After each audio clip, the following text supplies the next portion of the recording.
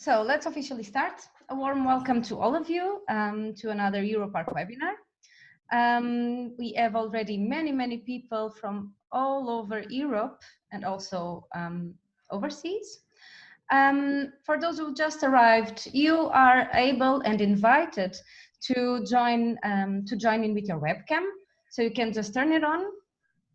And later on, I will give you several opportunities for you to make your questions directly to our presenters today. But this comes with a request. So you can always leave your camera on, but I ask you to please mute yourself, which you can do on the bottom left of your window, so we kind of avoid background noises. Okay, very good. Another tip on Zoom is, apart from the possibility of using the group chat, if you cannot connect with your camera and audio, you can always write your questions in the group chat. So I will ask them directly to our presenters during our debate. And just a final tip, on the top, on the right corner, there is two view modes. So you can decide for the speaker view, or you can decide for the frame view, where you can see multiple cameras on your screen. That might be easier. Okay, and without taking any longer, I will share with you my screen just to give you a brief introduction about the EUROPARC Federation, and then we go straight into our discussion with our invited guests today. Okay, share.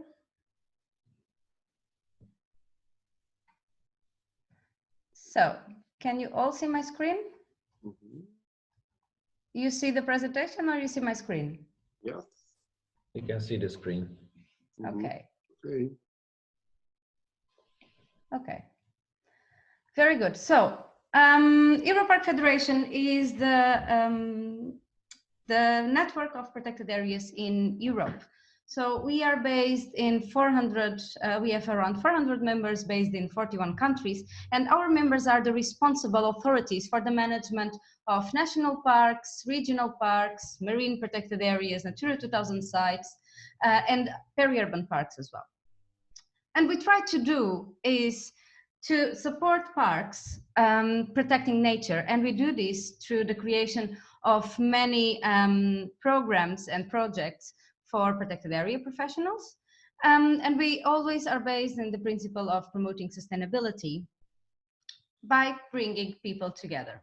So we bring people together through the organization of webinars such as this one. And we organize webinars on a monthly basis. So you are really invited to join us in the different topics that we cover in our webinars. Another important activity that we do every year is our annual conference. And this year will take place in Neusiedlersee National Park in Austria, and you are all invited to attend. And meanwhile, I also want to show you that we have many resources that are available in our website, and you can find them in tools and training, but you can also find it in the Knowledge Hub. So we have an extensive list of tools, news articles and case studies on many topics relevant for protected area professionals.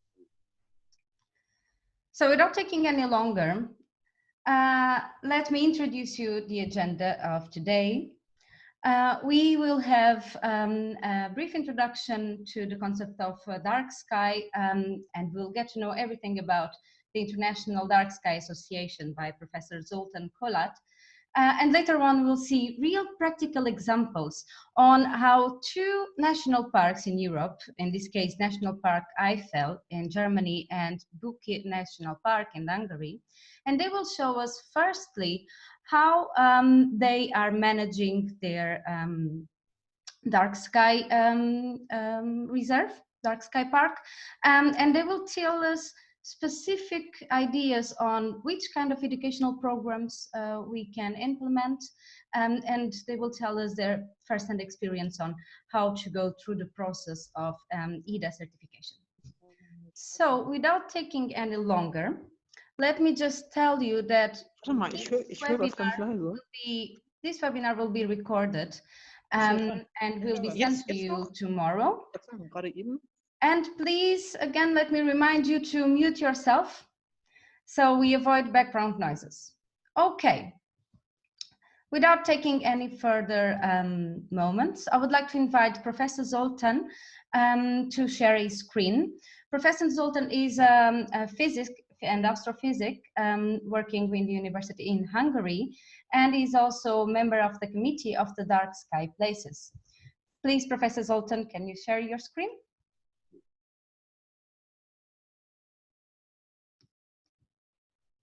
Genau.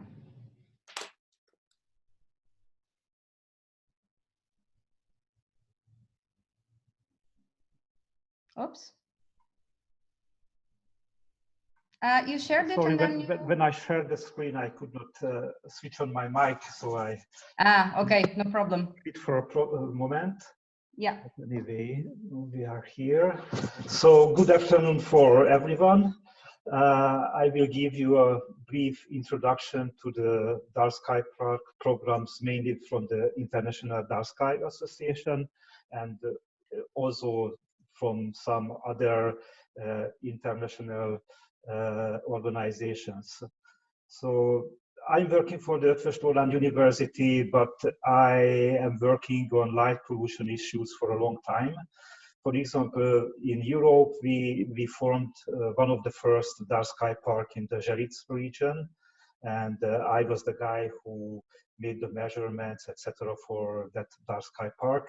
And in this picture on the top, I am just trying to find some dark places in the world. So why it is important to talk about dark sky parks or the artificial light at night?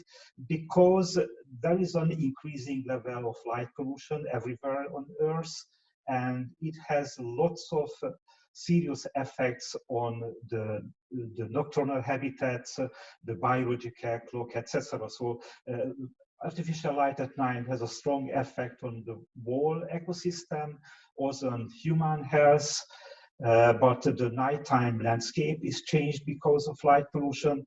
And of course, for an astronomer, it is important to see the starry sky in the natural way. So that is the main point for dark sky parks, and one of the main motivation for the recent years that there is an increasing level of artificial light everywhere. Just some strange comparison: artificial light at night increasing faster than the world's population, than the GDP or the energy consumption, mostly because some revolutions in lighting technology, mostly the change from sodium or compact fluorescent lamps to the LED. LED can be a very good lighting system if we use it correctly, but because of the increased blue content, it has more serious effect for the nature, and also because the price of the light goes down, there is a rebound effect, which results in an increase of the global lighting level and not any savings of energy because of this lighting revolution. And of course, for all the people in the parks, national parks, etc., would like to see the sky like in this place where you still can see the starry sky as the ancient Americans could see it 1,000 years ago. So that's a typical example for a night sky or dark sky sanctuary where you can still experience the real darkness of the night. So just to introduce the dark sky parks in Hungary, that's the Žeric, which was established in 2009. That's a later figure. And if you have lots of light pollution, you miss lots from the sky, like the Milky Way, the Zodiacal light. All of these are natural lights. That's just from the 10-year anniversary of the Žeric. I took this picture there almost a year ago, where you can see the Milky Way and the Zodiacal light and all the bright constellations If you are lucky, you can see some special part of the zodiacal light, a Gegenschein, that's the opposite to the sun on the sky. And there are lots of other natural behaviors on the sky, like the airglow. Sometimes you can take pictures of the greenish light close to the horizon, but sometimes you see this greenish and yellowish light together. That is a natural part of the sky brightness. It's nice to see, but sometimes when you have to measure the quality of the sky, then you have some problems due to this. And of course, if you go to the north, you can see lots of different behavior. So that's another motivation, mostly for the friends of astronomy, the night sky, that you have to preserve these different features of the night sky. So to go to the different kind of programs to save the night sky, there are several of them.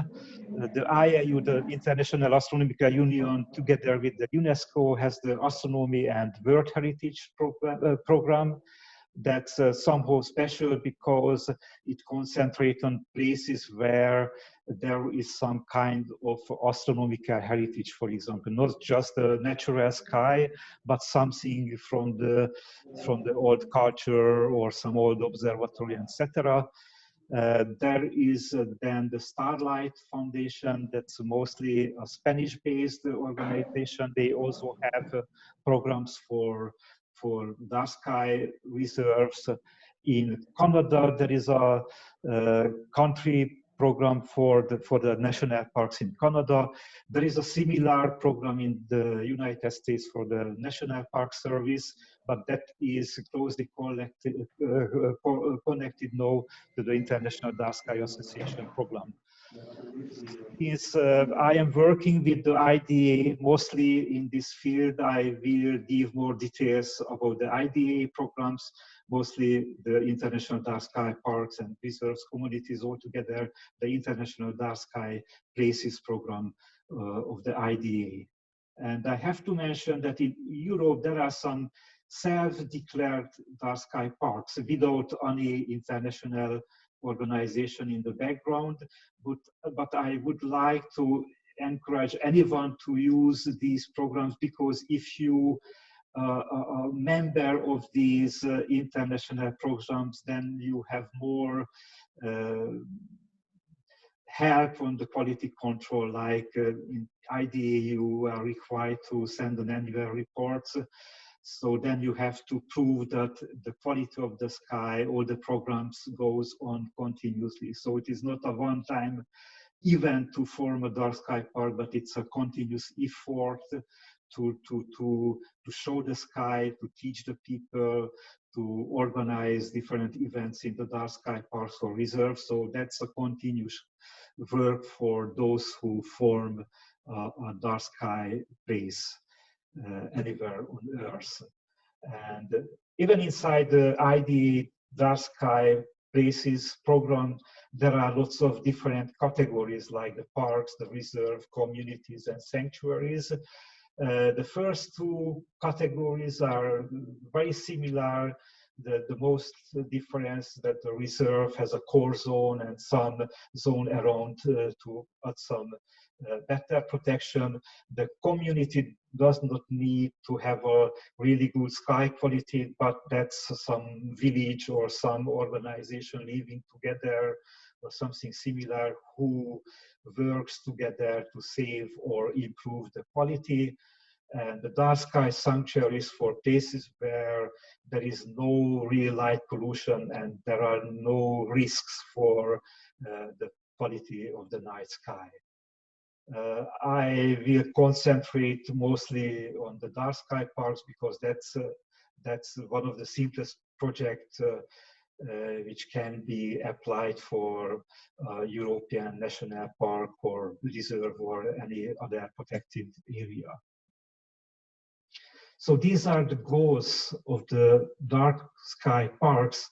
I don't want to read this long text, but mostly to restore the night quality, not for only the humans, but also for the whole ecosystem, then to promote eco and astrotourism, the protection of the nighttime habitat for all the living creatures, and then to recognize the dark sky as a value for the park's resources. And dark sky parks provide national and international recognition for such parks. So that's a general outcome of making of a dark sky park. Then they have more attention to the place, not just for the general values of the protected area, but also for the dark sky. And there are lots of other goals and useful outcomes of a dark sky park, but these are the major features we can talk about. For the international dark sky parks, I will show you some part of the latest program guidelines. That's from 2018. Most probably it will change a little bit in the near future, but that's the basic book for, or text for, helping the people who plan to form a dark sky park. So most of all, there are lots of criteria for an international dark sky park. It should be some protected public land, but there are different public lands. That's a usual program inside the International Dark Sky Association Committee for the Dark Sky Places, that in every country there are different kind of protected area, and sometimes it is hard to compare the different countries, and sometimes it's hard to tell even whether it is protected in the right way, but usually there is a solution. It is really important to have a nighttime public access for these parks, otherwise you cannot show the quality of the night sky for the general audience. And of course, to form a dark sky park, it should have an exceptional night sky quality. And to form a dark sky park, there are lots of required elements that you have to prove, like there must be a lightscape management plan. That sometimes the national parks have such kind of documents. Then it's easy, because then you just have to modify this document to include the importance of the dark sky, the starry sky. And that's also important if you have this lightscape management plan inside the document of the national park or other kind of protected area, that then this lighting stuff should be included. And it's not just mentioning the lighting, but there must be clear rules how to make a good quality lighting inside the parks, like all the lighting above 500 lumens should be fully shielded. So that's the fully shielded fixtures. For the color temperature is really important, mostly because the evolution in the lighting technology, and most of the LEDs has a strong blue content, which has more effect on the natural environment. So that is why there must the correlated color temperature must be limited to 3000 Kelvin, or in some places it is recommended to use lower values. I have to mention that in France, there is a national law against light pollution, and the national law in France has this maximum value for the color temperature, and for protected areas it has a lower limit for the color temperature. So these recommendations for the dark sky parks in some places turned into real legislation.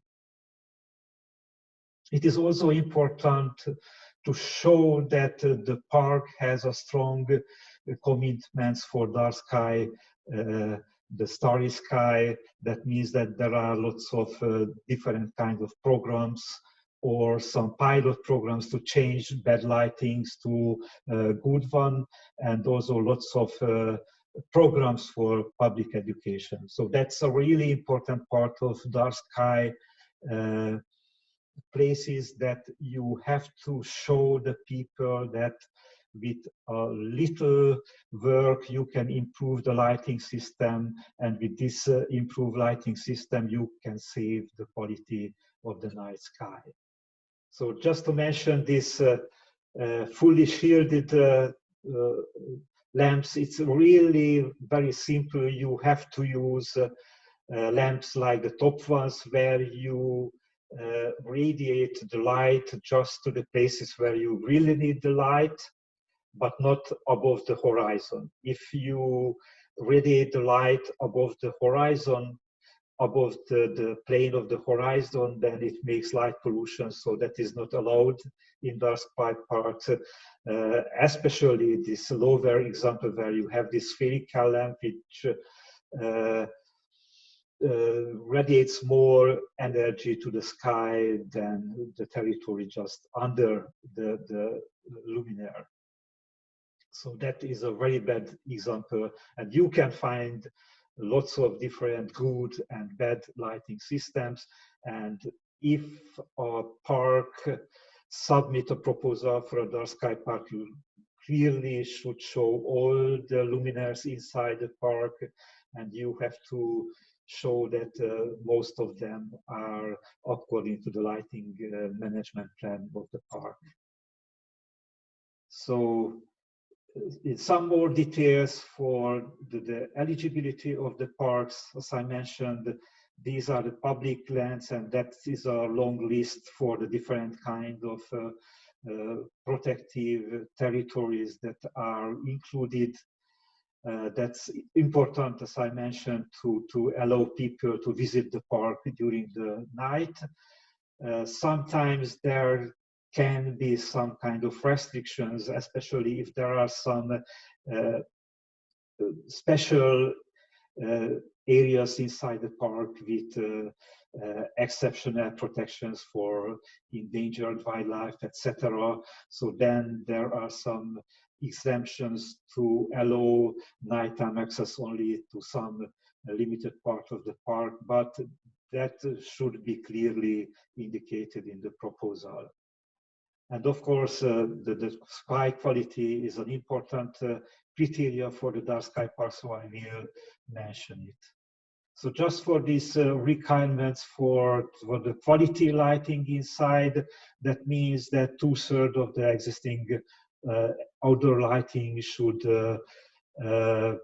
satisfy the lighting management plan, and then you should make a plan to replace all the lighting fixtures or remove them to get a 90% compliance within 5 years.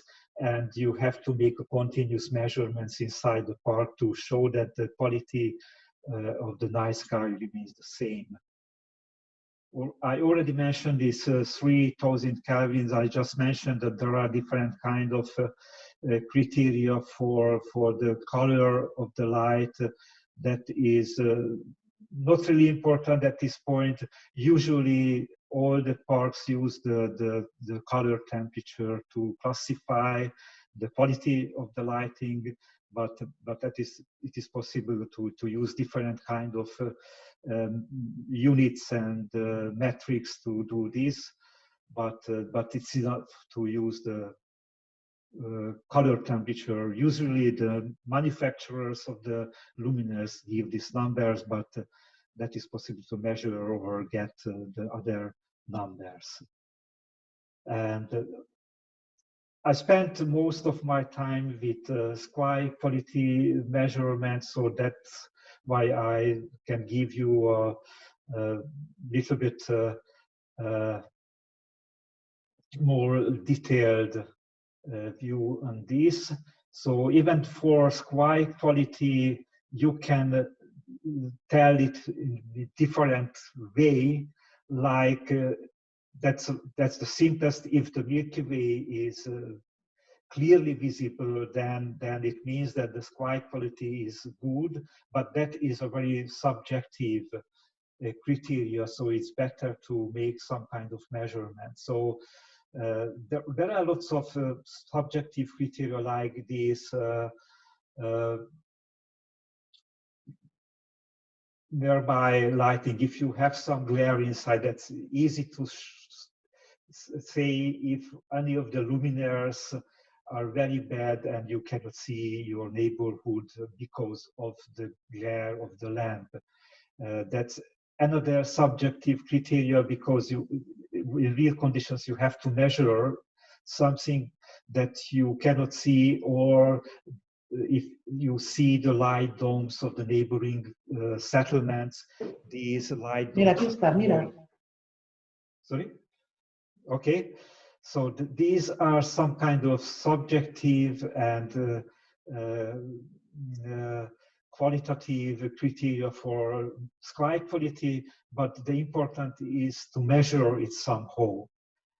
And for the measurements, most of the time, until now, the sky quality meter have been used. I try to force the community to do another kind of measurements, because after 10 years of experiment, we can see that sometimes the sky quality meter does not give you the right answer for the question whether the quality of the sky is good or not, and even it's a really hard question. So to get some objective quality measure on the night sky, you can use the satellite images, and there are maps of the sky quality based on the satellite images, like this World Atlas of Night Sky Quality from 2016 by the Italian group, where you can check these maps.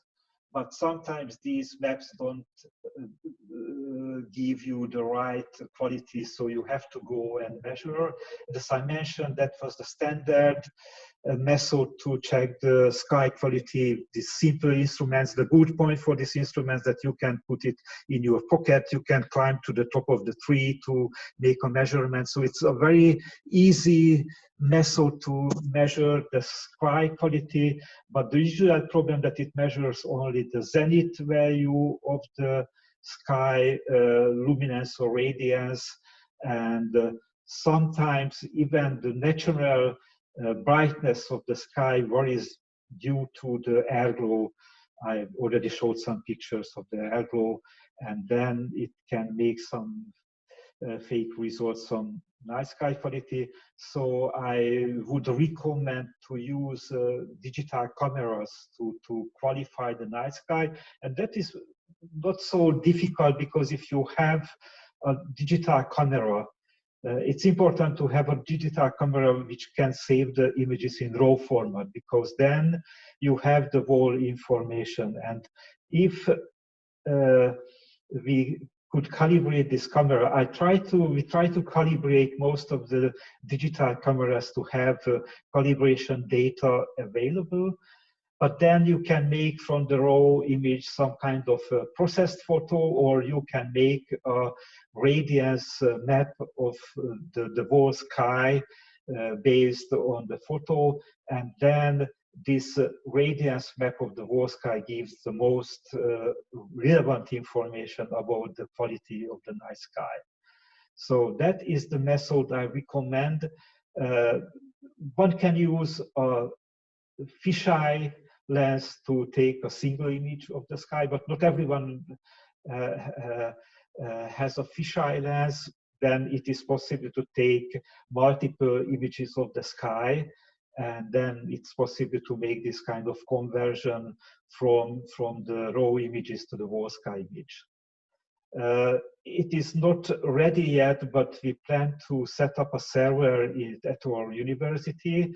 And if any one of you ask me to have access to this server in the future, you can upload your photos, and we can do the job to make these calibrated images of the night sky. So we plan it in the near future to make such kind of service by the university, and then we can help to get a consistent and comparable way of night sky quality measurements.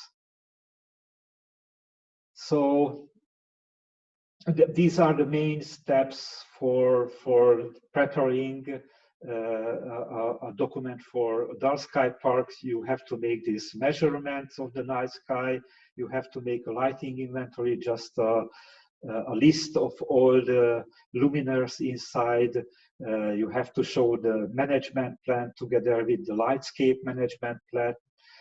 That's important to have some kind of pilot lighting projects just to show how the park management enforce some good examples to show the quality lighting for the general programs, and that's connected to the awareness programs.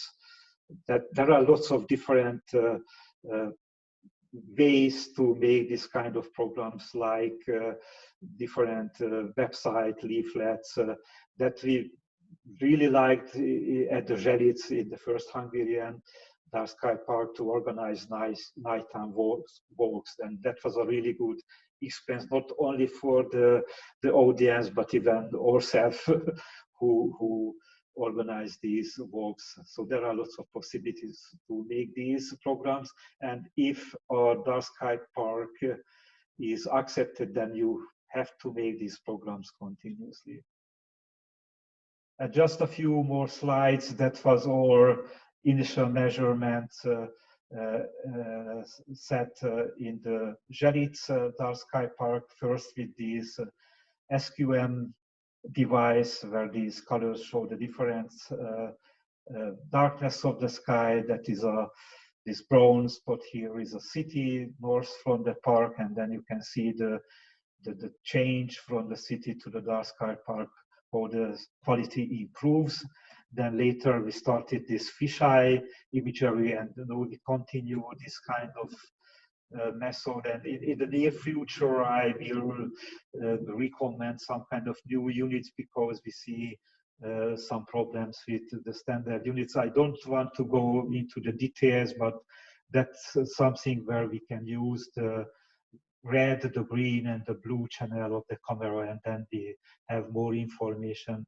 Sometimes we have to make the difference between the different effects, like the natural airglow and the real light pollution in the sky.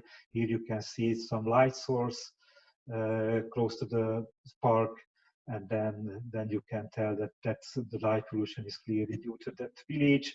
And that's if you go to the place where there is no light pollution, I mean there is no real city within 100 kilometers, then you can experience something without real light pollution. And if you go to Europe, at most of the places there is something nearby. So that's the difference between the general European good dark sky and the real dark sky. And even at places without any light pollution, that is the difference that I could see in the last months. If you have no airglow, natural airglow, if there is a high airglow like a sodium event together with some green oxygen light of the sky. So even if you go to a natural place with no light pollution, one night the sky could be darker and brighter depending on weather conditions, solar activity, and the natural effects that is in the air every night. So that's why it is important to take pictures of the sky, because from the pictures you can tell the difference, because here you cannot see any light domes in the neighborhood, but you can see that these features, if I increase somehow the colors, then you can see this greenish and yellowish structures on the sky, which is not light pollution, but natural structure on the sky, a little bit similar to the northern light, the aurora, but that's a different physical process. Zoltan, we should be reaching the end of the presentation. Yes, that's the end of my Perfect. presentation, exactly. So thank you for your attention. Thank you very much, Zoltan. And thank you very much for taking us through the requirements, the guidelines, and the steps to become a dark sky place. And maybe I was wondering, there might be a lot of people interested to have more information. Can we share with the participants your email address, maybe? Yes, of course. Okay, so we will do that by the end of tomorrow. We will send you an email with the presentation of Zoltan and also his contact, so you can directly reach out to him. Meanwhile, there is a lot of questions already. Keep them coming, but let's make them all in the end, so we don't eat up the time available for our next speakers. But just summing up your presentation, Zoltan, you showed us very interesting maps of the light pollution in Europe. It's impressive, negatively impressive, and many of you might have seen it before, but recent studies say that at least 80% of the population, and in Europe the numbers can even be higher, have never had access to a starry sky. Yes. So this leads us to a question, very important in the nature conservation world, but in all other areas. But how can a person preserve something that he or she doesn't know? So to answer this question, we have invited Harald and Richard. They both have started dark sky, or they are managing dark sky parks in Europe. And they will tell us all about it. So the first person is Harald. Harald is with a sky on his back. So thank you for that. The universe lies just behind you. And Harald actually was behind the process of National Park Eiffel to become a dark sky park in 2014. Actually, this park was the first one getting the certification in Germany in a very lightly polluted area. So Harald, can you please elaborate us a bit on how your park has been going throughout the application process, and especially what are the importance of a dark sky for people and for nature? Harald, the floor is yours. Yes, thank you. So welcome to all friends of the dark skies and the natural nightscapes. I'm Harry. I'm some decades old, and I was an amateur astronomer since many decades. And for about 11 years, I made astronomy to my profession. You may say I'm a freelancer astronomer for outreach activities. And when I started to do this vision, or to bring this vision to reality, to bring back a direct experience of the starry night skies to people, I also understand that I need to get a consultant for low impact lighting, because light pollution abatement is the foundation to have the possibility to see the starry skies. And I switched to my presentation, and we'll show you some of those. Yeah, the presentation isn't there, just a moment. Okay, here. Now you see me. I'm the person on the right side, and you see me with some freelancers to prepare a nightscape activity, a stargazing activity. And the Eifel National Park itself, it lies in the western part of Germany, in the state of North Rhine-Westphalia. It's very light polluted. You see on this map, you see on the left side, on top, you see the city of Aachen. On the right, you see the city of Cologne. And then you also see the Eifel National Park, which is not that light polluted. This is this part here. And indeed, within the park, there isn't any source of light, but around it. And you see the communities around, they also have lights, of course, at night, but not all.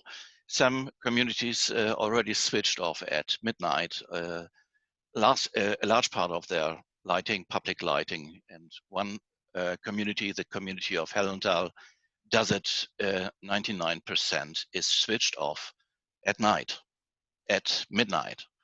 So let's go to the next one. So the Eifel National Park indeed was the first dark sky park in Germany in the year 2014. At the same time, the Westhaveland gets the certification as a first dark sky reserve.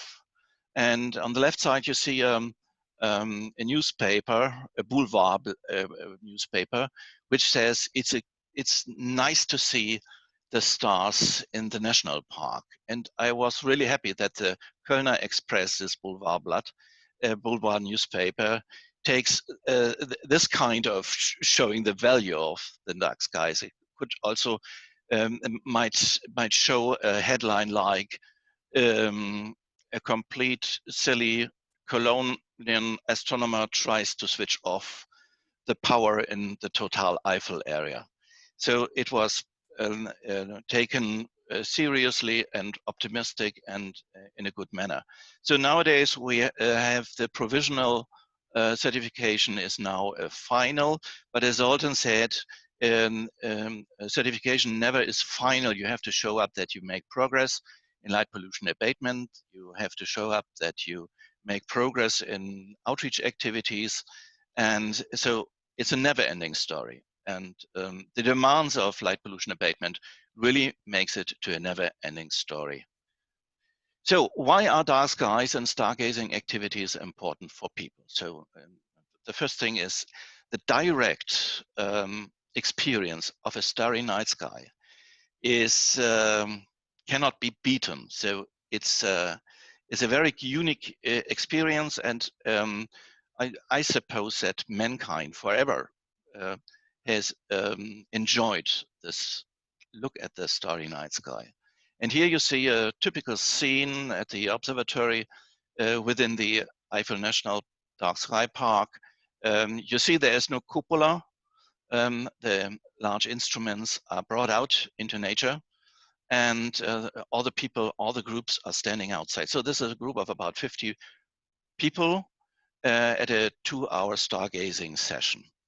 And so this is one. The other thing is you can also experience that all ages are interested in looking at the stars. Here's a scene at daytime, and also at daytime you can see interesting things. Look here, you see the sun, and you see a aeroplane crossing the sun plane. And this is of course very seldom, but to have an understanding how far the sun is away and what is what it's do for life on Earth is an important thing to understand our cosmos, and also to understand the principles, what is the mechanics in our cosmos, in our universe, and how is it possible to have just the light of the stars, and although find out what elements are in those nuclear reactors in the cosmos, and also to understand how can we measure how far stars are away, and whether they are moving. And here you see the redshift of spectral lines in the light spectrum. This is also understandable for young people, even when they are still going to the kindergarten. And another interesting fact is that even if you see the sun or stars and the moon at the same time when you're looking from Earth, you have to understand you see them at different ages, because the light of speed gives you several objects at not at the same time. We see them how they were in the past, in the history. And maybe this is the main difference between astronomers and astrologers. Astrologers even say that they, or at least say that they are able to look into the future. Astronomers and stargazers are always looking into the past. So why is dark skies important? Besides the direct experience of a starry night sky, we need a dark environment at night to sleep well and to sleep healthy. It is a main factor for to live, that we have a change between the bright day and the dark night. So this young boy does not only sleep because he is exhausted by activities at daytime. He sleeps, as all of us, to survive. There is another problem. Zoltan also covered this already a little bit. That is, of course, the foundation of our life as humans on this planet. It depends on the ecosystem around us, and insects like this moths here, they are one of the important foundations of our life. And as you see, artificial light at night disturbs their behavior. They do not want to come to the light, but they are disturbed. They think that is the moon, and they try to orient at that. But this has a consequence that they fly to those lamps and will die there. And at least once more again, the night sky is dependent on the grade or the amount of light pollution. And just see this difference. It's the same constellation Orion, and you see the difference, what happens if light pollution is minimized. You see much more stars in the sky. And there's another aspect. It's an aspect, a cultural aspect and a scientific aspect. People or mankind always looked at the skies, and you see the different documentations of those activities. There's a Himmelsscheibe of Nepal on the left top. You see a lot of songs and lyrics about astronomy, about the moons and the stars. You see pictures, you see sculptures, and of course, it's very important to have this scientific connection to the night sky, because when we look at the night sky, we look at our origin, because all of our atoms are created in stars, and I think it's a good idea to understand how we are connected with the universe which is around us. So how can a park work on light pollution abatement? So one thing is, of course, you need to get a lot of people interested and sensibilized about light pollution or about artificial light at night, because most often light has a positive image, and people need to understand what this does mean when we are speaking about light pollution abatement. So this is a picture of one of the long meteor nights at the observatory. About 200 to 300 people are joining this place for the whole night, looking just at the stars. And they are coming from the large cities around. They are coming from far away, from Hamburg, from Munich, from Heidelberg. So I did not expect that it really has this large amount of outreach in regard to the distance people are traveling. But the important thing is that is still made without going by aeroplane, and you can reach with public transport, you can reach with your car, you can even reach it with your bicycle, and some people walk to the stargazing observatory there. And why are they doing this? Because they do not have the starry night sky in their living area, in their cities where they are living. This is a picture of Cologne. I often show this because it shows a lot of consequences of artificial light at night and unintelligent and stupid maintenance of those light installations here. And that's why most people, as Barbara already said, do not have a starry night sky around. And also it's very good to make some documentation to show people how a city looks about 20 kilometers away from the center. This is a panorama in real time with a very sensitive camera, and it shows what happens if we go from landscapes with low light pollution to the city of Cologne. And on the right side, you will see industrial areas, and you will see the consequence of light for sky beamers. And it's very important to have this material to show the people what artificial light made with the natural landscapes around. So, such pictures here. This is a castle which is enlightened by night, and this is a very dramatic example. The good thing about this, I showed this to the mayor, and the mayor decided. In the first step, we power off the light at 11 o'clock in the evening. The next step will be to install shieldings, and the third step will be to completely redesign the lighting of this castle. And I think that's a good idea. Still, there are other problems around the Eifel National Park. This is a logistics center. There are about 30,000 new cars which are waiting for transportation to their final owners, and the complete area is enlightened. I think about 20 to 30 times normal football stadium. This is, of course, not good for the night sky and also for the people which are living around. So is that the only way to get a good and clear night sky using candles?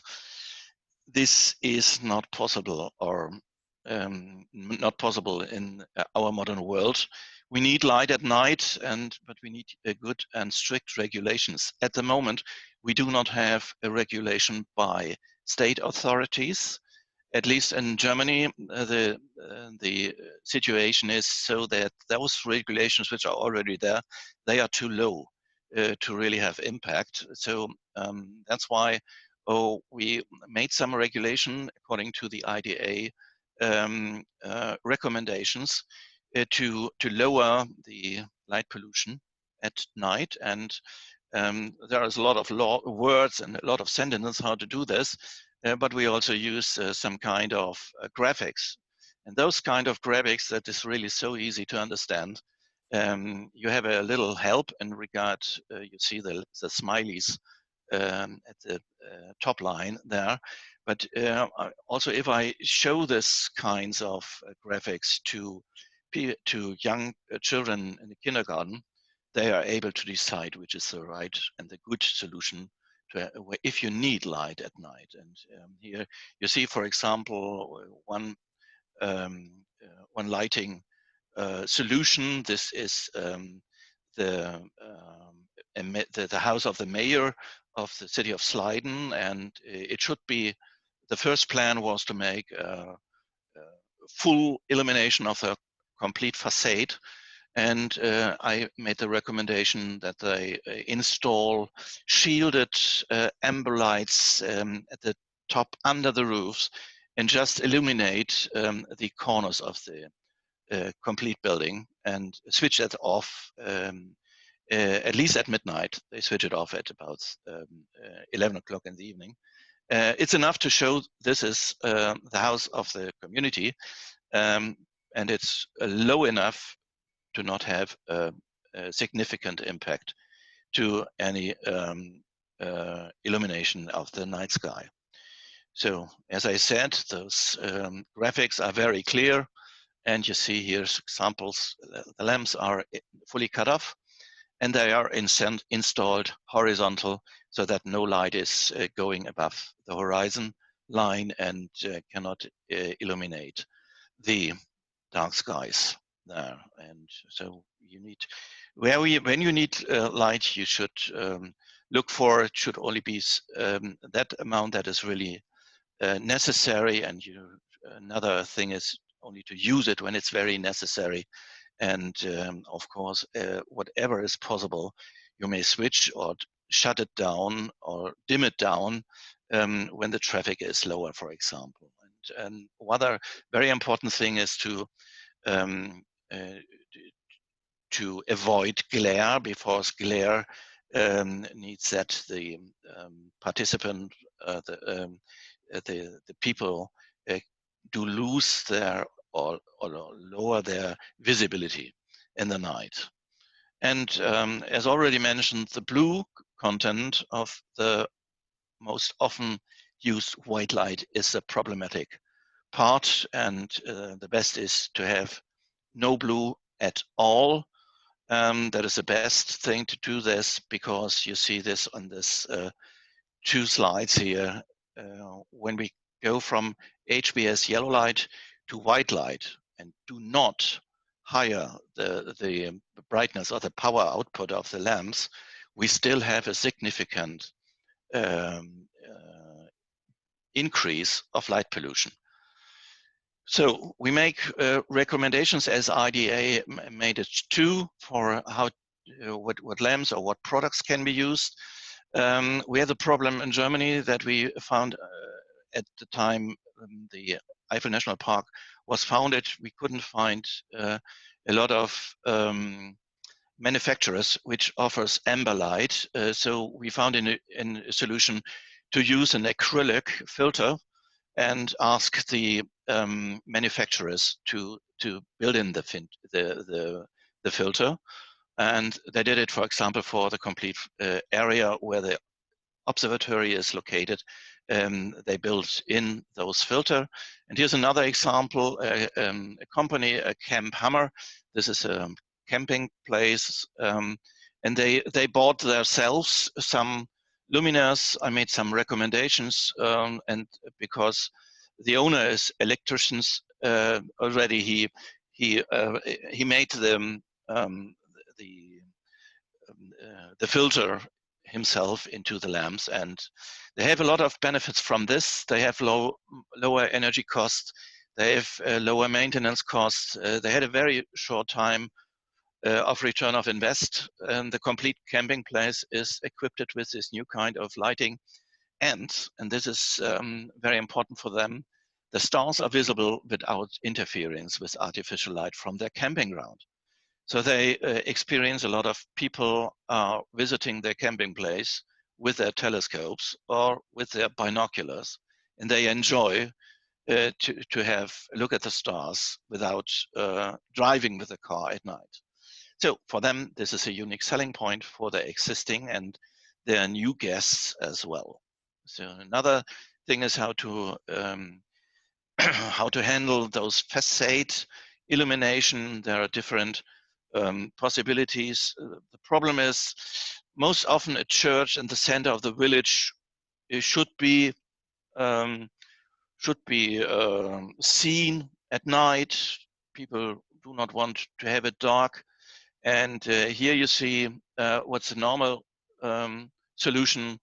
It's illuminated with fluid lights. 70 to 80% of the light, it goes directly into the skies, and this is another solution. Do not illuminate from outside, gently illuminate from inside. And have a look at these pictures here. The church looks much more better and much more interesting than before. And another new coming and increasing problem is marketing illumination, LED billboards. Most cities and communities are not prepared for this new technology, and they do not. They need to make some regulations about this, because if a billboard is already installed, it's very heavy to bring it back, because nobody wants to lose that money that is already given out for getting this LED boards. The activities around the outreach activities, they have different levels. For example, there are exhibitions which are made at public accessible places, like here, for example, this is a county hall of the county of Düren, and you see some models like a star map with the models of animals on it. So a lot of constellations do have the names of animals, and this is a good model to connect the nature on Earth with the nature of the cosmos as we see it. Or another thing is how to make it larger winds. For example, this was the first time a planetarium was set up in the Eifel area, and a lot of people enjoyed the projection of the starry night sky at daytime, and afterwards, when it was dark outside, they enjoyed this starry night sky in nature. And there are several activities to make this public, and not only to make the Eifel National Park or the Dark Sky Park, Eifel National Park public, but also to show up the problems of artificial light at night. For example, this is at the International Touristical Fair in Berlin, where a lot of mayors and other people from touristic agencies visited the booth of the national park. There's also several kinds of educations. For example, the national park rangers are educated in regard to the value of the night in general. There are also those freelancer guides, which guides visitors through the national park.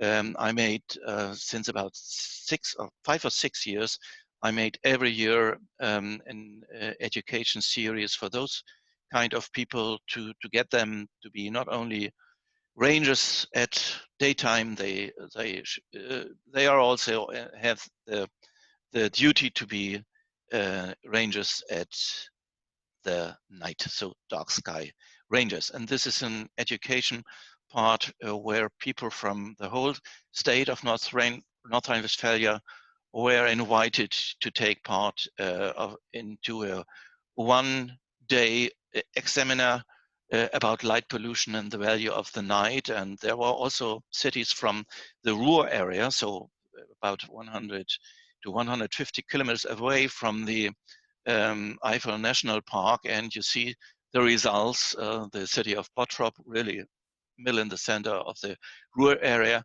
invited me to show up why is it also important to lower the light pollution in such already light polluted areas like the city of Bottrop.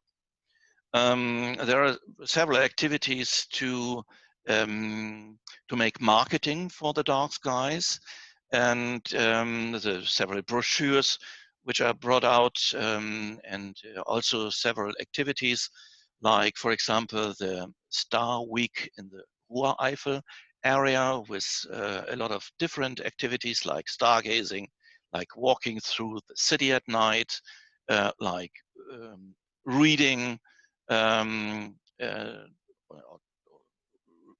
reading stories at night or in the dark, and then a complete set of activities from different people and different suppliers, which is called night lights at the Nord Eifel, because and night lights, this most often are natural lights. Of course, there are a lot of hosts which already prepared themselves for this new kind of night owls, the amateur astronomers, which visit the Dark Sky Park, and also the families with young children, which wants to make a night walk through the area, and they prepare for those special kinds of night owls in different ways. For example, a late breakfast for all those people which stayed up all the night. We really depend on making this public, and we invest a lot of time and make a good connection to the press and press activity and to the media. There are today about 500 media and press activities per year, which we found out. So this is TV, this is radio, this is newspapers, and of course online activities, which makes not only the offerings of the dark sky activities public, but also make public the necessity to abate light pollution. I do operate the observatory, right within the Eifel National Park. It has about 100, more than 100 events, dates per year. And I recognized in the last year about 5,000 bookings. And now we are in the middle of February. The half of the places are already booked out. So we are making efforts to enhance those stargazing possibilities, which are guided.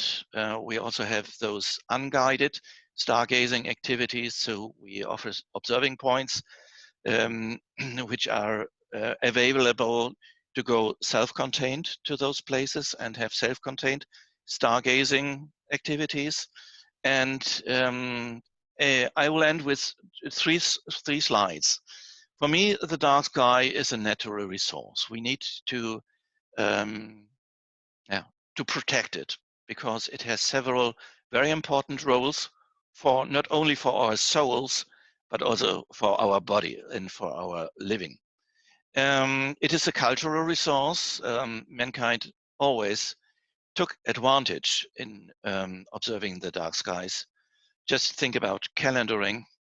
And today, I think we see that what we can experience in the Large Hadron Collider, we can also experience that in the stars, which we can observe. And who knows which solution we do need to find for all those things which are problems in the future.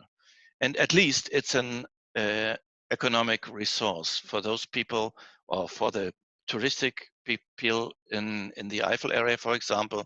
And this is a challenge and also a chance to make this clear, because it is very important that a lot of people to see the starry night sky as a value, and not all people really have it as see it as a stargazing value. If people see it as an economic value, it's also good.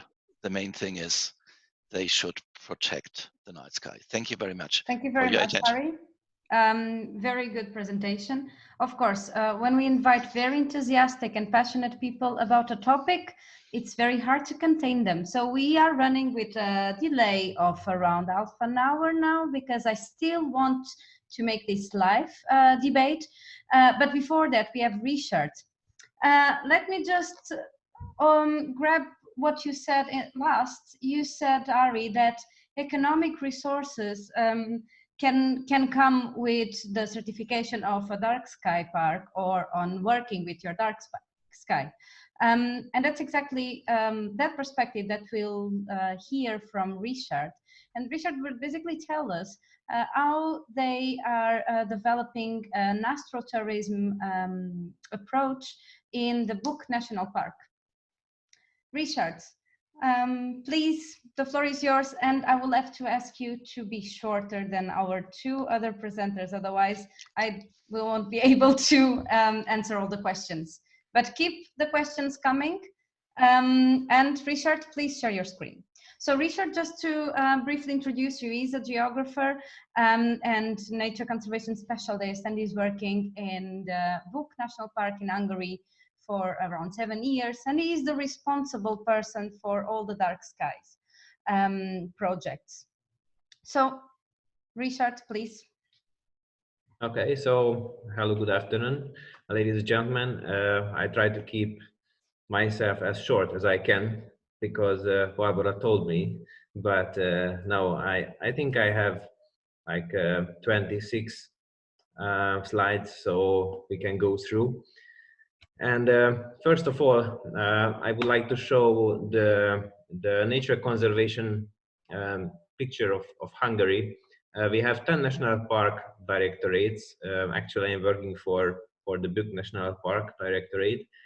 And if you see the light pollution map of Hungary, we have the Zselic Dark Sky Park also, and the Hortobágy National Park. It was the second dark sky park of Hungary. And in 2017, we established the third dark sky park, which is here at the Buk National Park. I think we started our work in 2013 with a lot of dark quality meters, and we have conducted a lot of measurements to find out that we have a good sky or we don't have a good sky.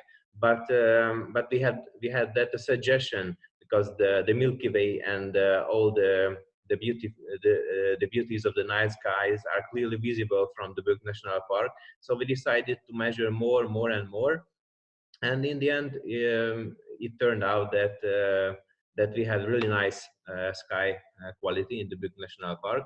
So we submitted our material in 2017. So we needed 3 years work for this submission material. And I would like to show some pictures about this work what we started in 2013. We had a lot of measurements with sky quality meters, and also with fish eye lens, which already Professor Zoltán Kolács showed you. So here it is one of the highest top of the national park, around 950 meters above sea level. So you can see that the night sky and the Milky Way, it's clearly well visible, and the disturbance that you can see close to the horizon, there are some towns which has the inhabitants more or less 65,000.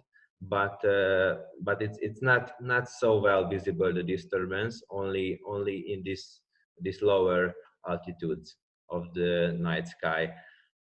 This is basically the picture of the Buk National Park and the Buk Mountains, and there are the fisheye measurements you could see here.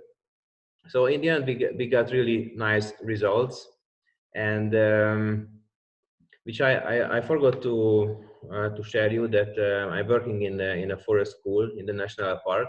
So at night we have several activities.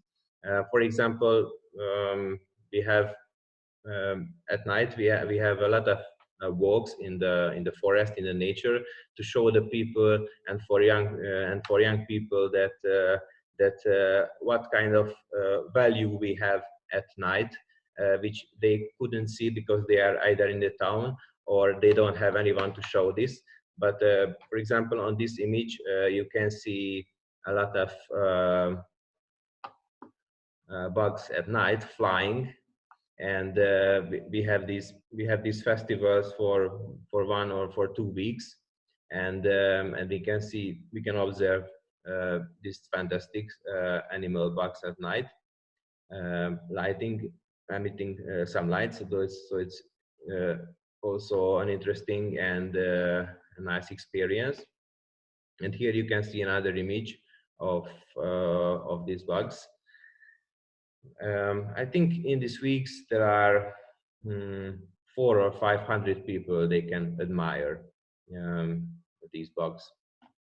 And there are pictures from the national parks when we have the stargazing nights, mostly in August, when we observe the Perseids annual meteor fall. You can see some nice examples of the Perseids here, and it's also an interesting phenomena. You can see the zodiac light here from our national park, which cannot be seen from towns and from light polluted areas, but from the Buk National Park, from the Buk Starry Sky Park, it is also clearly well visible. And here is another example, other photo taken in winter time. You can see the zodiac light, and I must tell you and share with you that we are constructing an astronomical observatory point and an astronomical visitor center here, and the observing point will be here. I will show some pictures later on with this. On this picture, you can see also the Milky Way and the Airglow. This is it can be visible if you have on a really dark night, but only with camera. So the Airglow, it's not easy to see with the naked eye. Sometimes we have some events like occultations, transits, and eclipses. For example, it was the Mercury transit in front of the disk of the sun. So nearby in the town, we had this opportunity for the people to see it, and I can share some other pictures with you here. We saw the sun eclipse, and I think they visited more than 1,500 people here, so we could give them the idea also why it is so interesting and important, the sky for us and the night sky, and we could inform them that we had this kind of activities at night. In the forest school where I am working, we are combining night sky observations, nighttime walks in the nature, and we have bat ringing and bat catching, as you can see on these images. And because as for my observations, people don't like so much of bats because they are afraid. But on these nights, they can touch them, and they can let them from their hand. So they really have a hands-on experience, and they can, with this, they can get more close to nature. And there are some pictures about these nights events with the forest school students, because I have to tell you that in the forest school where I'm working here in the Buk National Park, we have more than 1,500 visitors, but these are only those visitors that sleep here, because we have accommodations also. So they have the opportunity at clear nights to see the night sky, and we can go into the nature to see some animals. And this is one of the example. We have a telescope, so we can use it for showing the celestial objects for them. And we have these events not only in the forest school, but nearby the national park. This is one other example.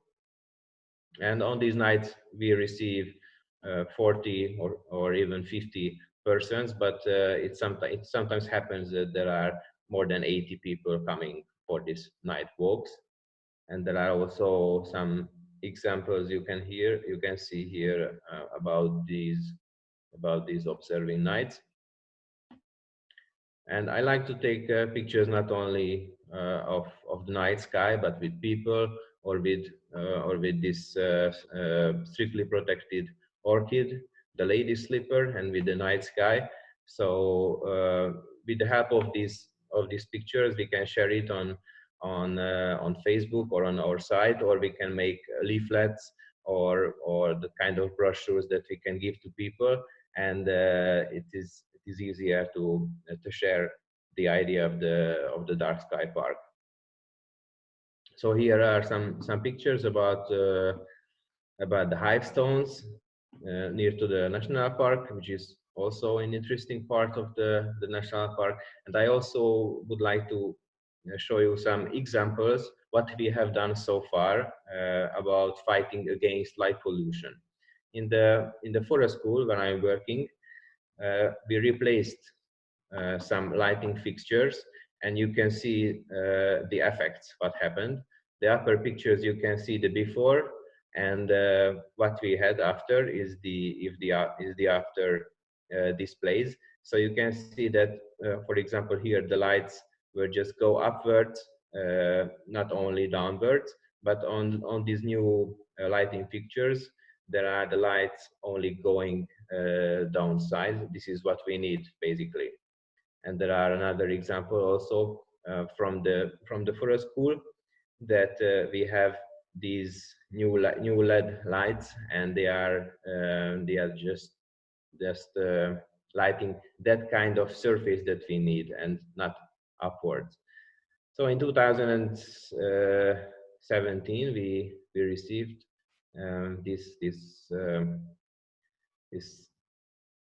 the applications, and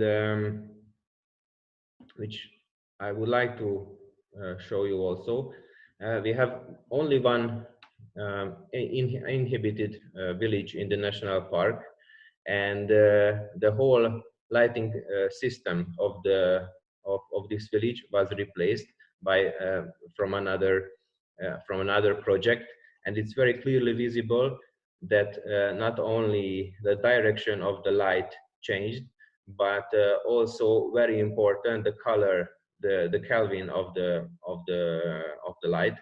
I think Professor Kollár Zoltán was explaining very in detail about this, why it is important, because this light, the amber colored light, it's not only good for the astronomers, for the people, because it doesn't have blue content, so at night it doesn't disturbs you, but also it's very important for the wildness, for the species in the national park, because they don't get so much attracted as to the other lights before.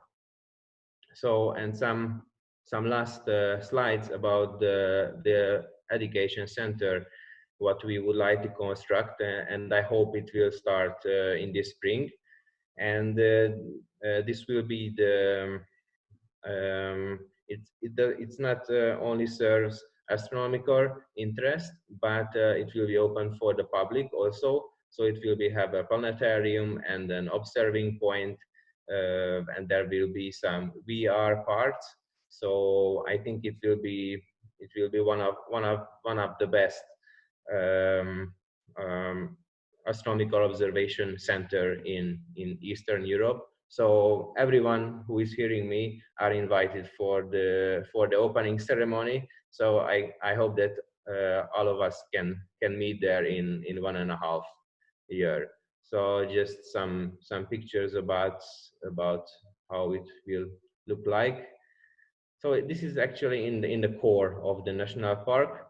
There is that village which I was telling you. It has 345 inhabitants, so it's a little village, and that's a beautiful view from the observatory. And the sky conditions are also excellent here. So I hope it will be serving millions of people as astronomical education experience. Okay, so thank you very much for me to share these informations. Barbara, thank you. Thank you very much, Richard. You can now stop sharing your screen. So thank you very much for all of you who've stayed until the end with us. We now go to the interactive part. Before we start, I have a question straight away. You mentioned some village, you mentioned the village that you are working with, and you showed us concrete examples that you have reduced light. At the same time, Harry did the same. You told us also that one of the villages nearby, it's actually shutting the lights down. So when we are talking about the effect that a dark sky park can have in the local community, that can be really, really huge if the local communities are involved. So my first question to Harry, because this is a question also that one of the participants did, how did the community react to the fact that you were becoming a dark sky park? And was it easy to get their involvement and to make them change their behavior? So it really was a leverage to get this provisional certification as a dark sky park. So it really helps us to go to the formal people like the mayors and those people who are responsible for the planning of the lighting and so on. And it also was important to make this exhibitions and to make, for example, activities in the school. As I recall, there was one school which I went in, and they were interested to make a complete astronomy week. And I suggested, okay, let me come to introduction and also make some solar observations at daytime with the children. And then please come with the school classes to the observatory to look at the skies. And this runs very well. So everyone was happy. The teachers were happy. The pupils were happy. And at about 2 weeks later, I went to a gas station in that village. And the people says, oh, there's Mr. Skywalker, the protector of the night sky. So the parents of the pupils, talked about that, about this nice experience the children had. So, and this was one of the additional breaking points to get people interested and understand the value of the dark sky. Thank you, Harry. Richard, do you have any experience on how to engage directly with the local politicians? In this case, the little village that is inside the park. How was it? Did they accept it well? Were they expecting some economic return? How did you approach them? Let me think, because when we had the idea of establishing this astronomical center, I was going to the mayor and told him, okay, we would like to have something new and something interesting for you also, but I need to talk with the local people that if they want it or not. So 5 years ago, I set up a forum. There were almost like 100 people, and I was sharing our about us, what we want to have there, and what we want to construct, and why we want to do that. And I was telling them, okay, this thing can only go or only can be constructed or run by the national park if you also want it. If you don't want it, we don't want to disturb you with this construction, with this building. And it was really interesting because more than 90% told me, okay, Richard, I think it's a nice idea because we can share our home, and now we can have new places for tourists, or we can do nighttime walks with them, or one of them told me that, okay, I will buy 2 other horses so I can go people to the nature on horse riding. And another guy told me, okay, I will buy 2 more cows, so I will make local products, local cheese for the tourists. So it was for me also very interesting, and made me an impression that they really want this. So I had nice experience in this way. Okay, thank you very much. Okay, so let's make this truly interactive, people, and please turn on your cameras, those who can. And for the purpose of making your own questions, you can raise your hand like this, and I will give you the floor. Meanwhile, there are some questions, some other interesting questions. So one of the first questions that came out at Sultan is for you. Is there a manual with all these requirements? I believe so. Yes, if you go to the IDA web page, then you can find these pages for the dark sky places, and there are documents for all the different categories. So it's easy to find. And meanwhile, there was recently a big conversation about indicators and the multiple number of certifications for dark sky places that exist. Of course, Zoltan is from IDA. I know that many other parks, probably even participants that we have here, are certified under Starlight, for example, or other organizations. So what is your, and now it's for the 3 of you, what is your perspective on that? Should we only have one system and manage ourselves according to that systems and make sure that that all indicators are corresponding between the different certification schemes, or what are your thoughts on that? Who wants to start? Niemand. Zoltan. It's a hard question because everyone wants to promote their own system, of course, as usually. So I should promote the IDA system because I think IDA has the more experience on this field. And the existing dark sky place is mostly for the IDA system. So if you check the existing dark sky parks, for example, there are lots of for the IDA map, but only a few for the others. So for the experience, I promote the IDA.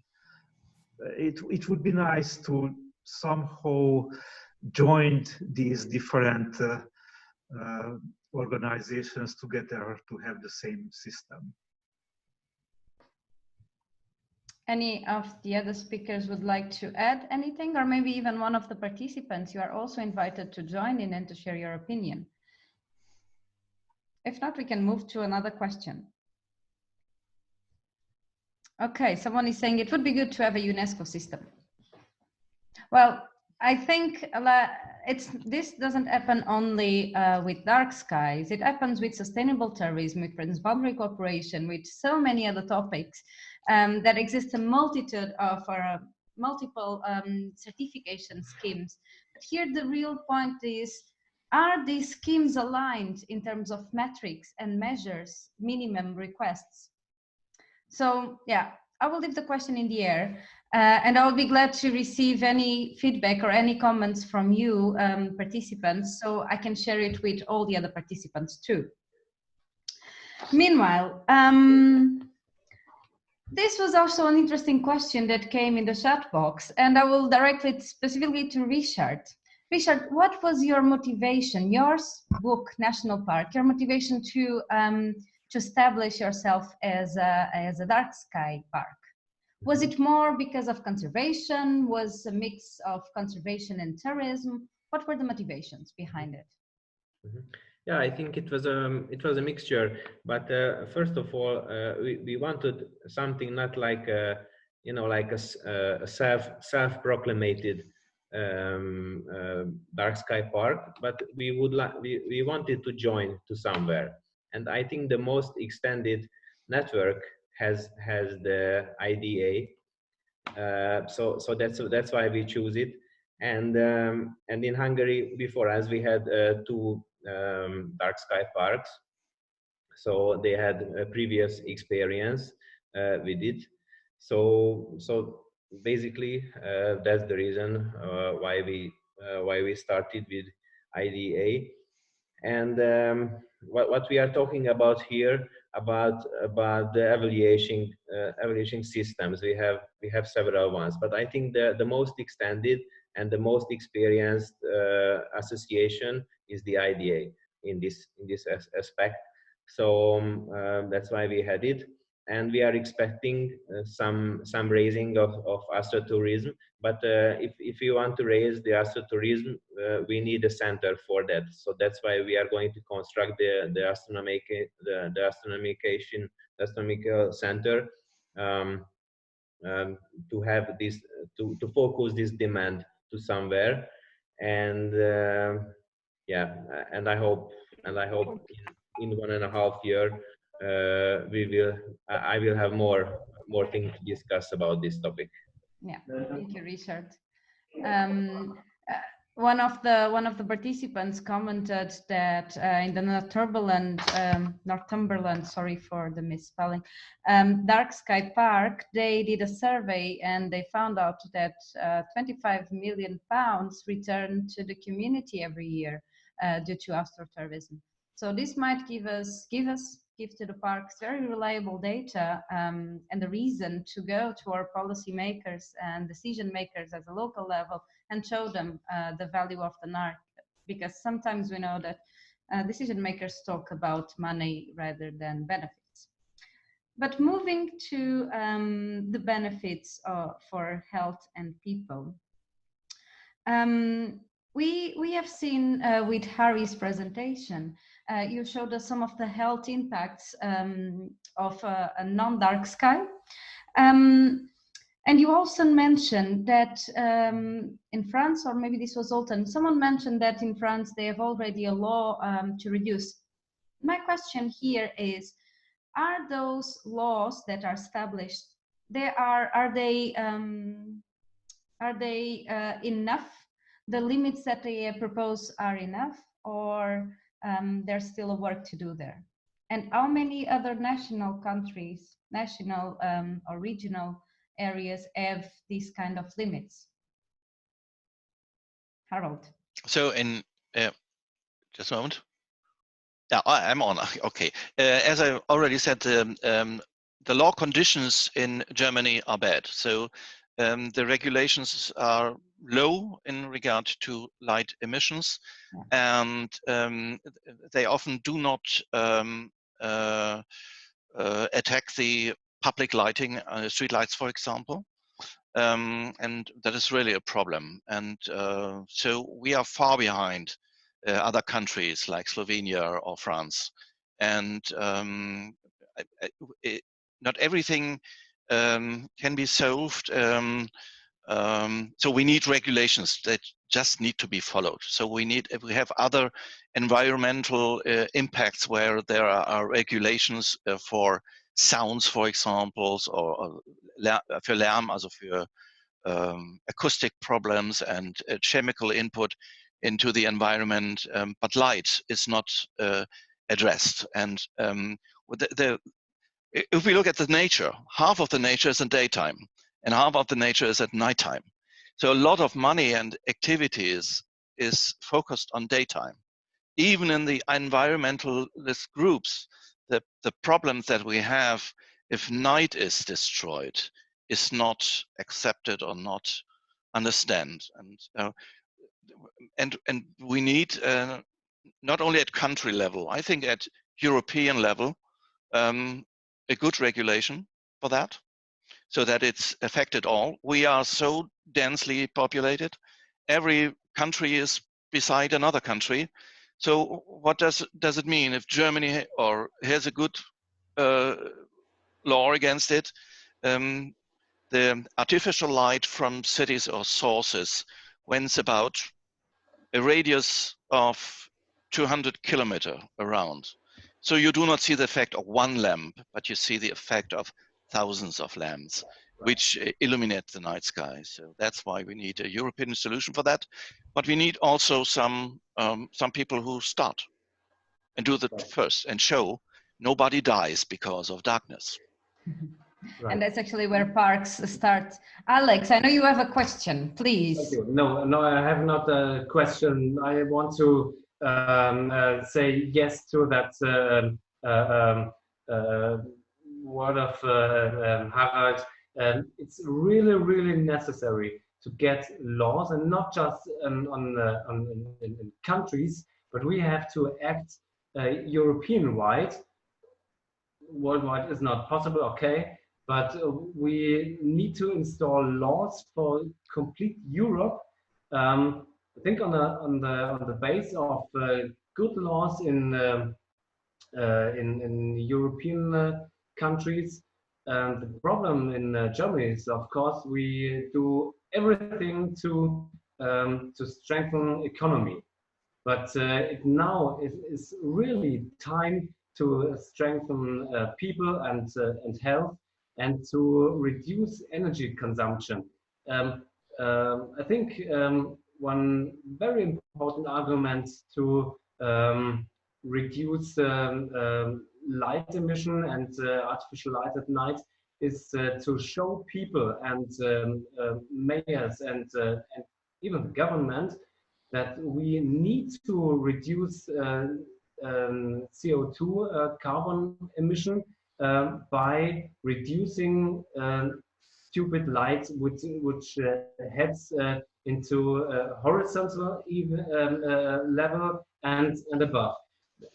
So when we lighten buildings or logistic companies at night, so much energy consumption is pollutes the air, and we need to reduce carbon emission. And this should be an important argument to install an intelligent light law base.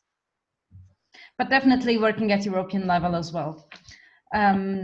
Very good. Thank you for your contribution, Alex. Meanwhile, Zoltan, I would like to go more technical again on the process of application. There are some people who have specific questions, so I will read it out loud from Andreas, asking, the evaluation of continuous measurements is a bit difficult. How to define a characteristic value from all the data? And so you just have the zenith value. Lights on the horizon can also disturb very much. So this is about the continuous measurement. And all your thoughts. Are there any devices how to install a valid monitoring design on sky quality? And how many permanent measurement spots do we need per square kilometer? Zoltan, if this is too technical, you can just refer people to the guidelines. Okay, so that's good questions. For the measurements, as I mentioned, I would prefer to use digital cameras or any kind of CCD cameras with a fisheye lens, for example. For example, in Hungary, we plan to deploy 10 or somehow all sky cameras in all the national parks to get continuous measurements with digital cameras. So that I think that is the future, because if you have just the SQMs, you don't have the other features of the sky. Because that's, some people mentioned that SQMs have some errors. I mentioned it too, but the errors due to the changes, the natural changes of the weather conditions, the different level of airflow is higher than the precision of the SQM. So if you don't see the sky, whether it's a cloudy sky or something else, or a bird on top of the SQM, etc., you cannot decide whether it's a good measurements or not. So for the future, I recommend to use digital cameras or CCD cameras at permanent locations, and some measurements with a portable camera to get a higher spatial resolution to get measurements at different places of a national park. But it would be nice to have a whole sky camera in all the national parks to get a continuous whole sky measurement. So that would be an optimal.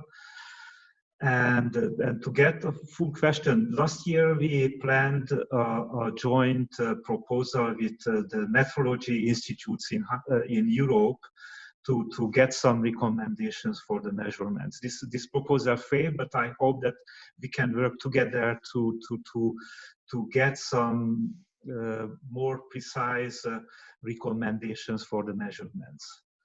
Because sometimes there is, to tell the truth, right now there is a Babylonian chaos on the measurements, because all of the different devices, SQMs, the digital cameras, someone mentioned the Austrian light meter, all of them have different spectral sensitivity. So if you take the measurements from these different devices with different spectral sensitivity, you cannot really compare the measurements. So that's why I mentioned that there is right now there is a Babylonian chaos in measurements. So that's our plan to clarify somehow and make some recommendations to survive this chaos in measurements in the near future. It's not easy, but we have to do. Thank you very much, Zoltan. There is also very detailed information from Memba from Austria about how they are doing it. And there is even a link. I will send this link to everyone, but might be interesting for those who have these technical questions. But now we have a question from Christoph. Yeah, so regarding the different measurements devices, you're completely right. So maybe to compare them, to make the measurements comparable, maybe there should be also an initiative that we have a common calibration initiative. So maybe also on the European scale, that's technically not very easy. It's expensive. So maybe there should also be together initiative to have some kind of standard for calibrating our devices or to make them comparable. Is it possible, a calibration at European level at least? What do you think? Can I answer the question? Yes. There will be a new working technical group inside CIE. That's the International Organization for Lighting. So there will be a new group inside this international organization to make recommendations for new devices and new measurement techniques. So in a few years, there will be some recommendations by the basic international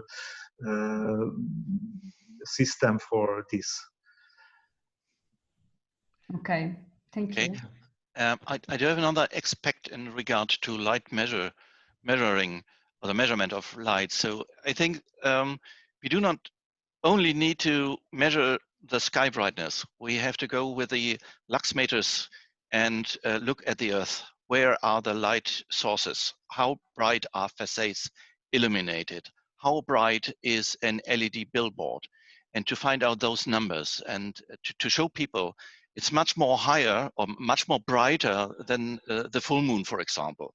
And the full moon is something which can cause glare if you're in a dark environment. So people need to get sensibilized for the light that we produce, and not only for the natural light coming from the skies or which is disturbed by light pollution. So for example, I do use a spectroradiometer. That is an instrument which shows you in a graphic representation the light output, how much blue, how much green, yellow, red, and so on. And this is, if someone sees a graph made under a street light, he understands what I mean with blue content of LED light, because you really see a peak in the graph. And otherwise, it is completely not understandable for normal people what we are meaning if we say there should not be any output below 500 nanometer, for example, or so on. We need to demonstrate, and we should also really find out or show people an illumination of 1 lux is often enough, often much more than really is needed, for example. Or the dark spots between 2 street lights. That is not a danger. If you have no glare, our eyes adapt to those obviously dark areas. It's not a problem to have this unregular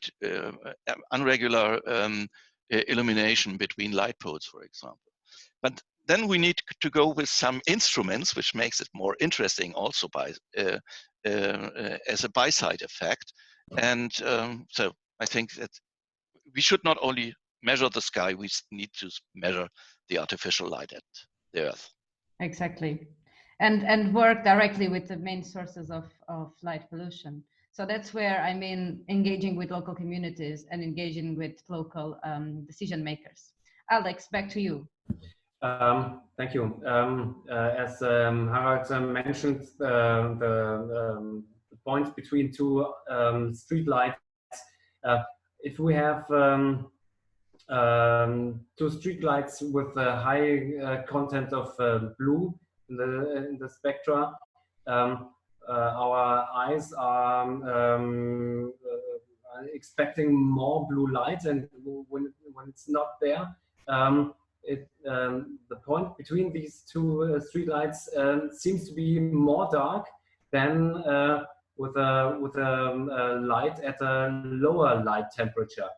For example, you have 2 street lights with 4,000 Kelvin, and between them it's a not really dark but lower lighted area. These points seems to be more dark than when you have 2,000 Kelvin lights, because with 2,000 Kelvin light or lower, our eyes are more adapted to the darkness. So dark area seems not to be so dark when illuminated with the lower light temperatures. Okay, thank you. Well, a big problem, I'll go to you in a minute, Christopher. A big problem is actually public illumination as well. The space between lamps, street lamps, sometimes it's just ridiculous small. How can we work on that as well? Do you have any examples of places where it was effective and decisions were made differently, like turning off lights?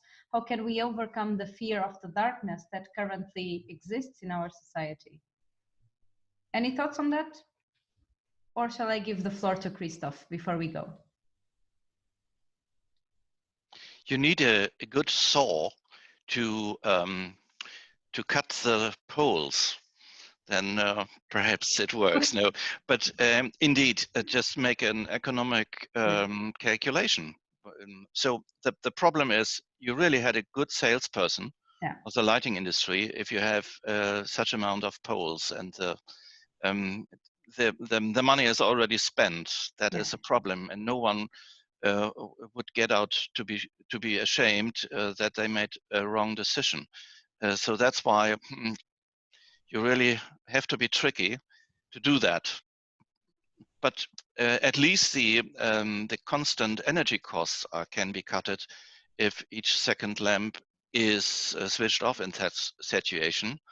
And as Alex says, if you have a yellow light, the dark adaptation of the human eyes is much more quicker and is not that affected in the depths of not adapted.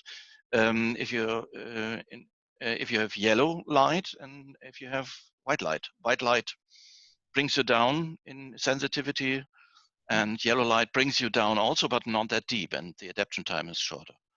Yeah, I recall a couple of years ago, a lot of municipalities were so proud of changing their system to LED, and actually the idea was to contribute for carbon footprint, but we are destroying the other side.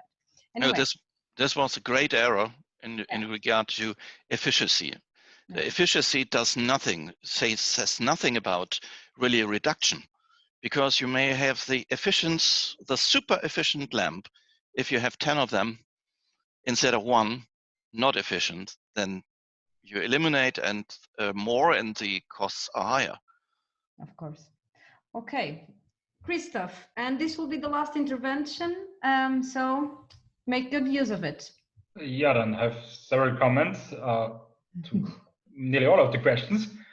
One comment, of course, you're totally right that we need more than just the measurements of the sky brightness. The next step, of course, is to identify maybe the main upper 10% of the big polluters, because to bring them down or adapt them would also reduce a bigger part of the light pollution. But regarding to also with the certification processes or types, most of the programs, of course, were now regarded or focused on astrotourism. Of course, that's very, very important for the awareness programs to show the people, oh, you lose this beautiful night sky. But if they go back to the city, we are back maybe in this regime of light is for security, and you're not so secure in the darkness. And there, it's more than this astrotourism and night sky. We need more of this awareness, like how we learn again to live in the darkness of the night. And it's not with this adaptation of the eye and all this, also in the nature adaptation of the eye, listening to the noises of the night, and to find again the way through or in the night. And therefore, I think also this certification processes are still inhomogeneous, because they are very different requirements. So maybe for astrotourism, very important, of course, is the overall sky brightness. For habitats, for example, it's maybe not so bad if the sky at all is a little brighter, but maybe the one lamp that is this catches up all the insects is more important for this local habitat than the all over night sky brightness. So maybe it's really a good idea to rethink all these certification processes and take maybe out all the good details of each one, and to think about an international one where all the good stuff is incorporated. And the last comment is to the citations of the light pollution laws. Of course, Slovenia has, I think, since 2006, a very long time, and also, of course, totally right that we need a European initiative. But if nobody cares and if they are not executed, they're all senseless. And that, I think, is the big problem, that everywhere where we have it, they are not really executed as they should be. And I think that's still, of course, is a political problem. Yeah. Thank you very much, Christoph.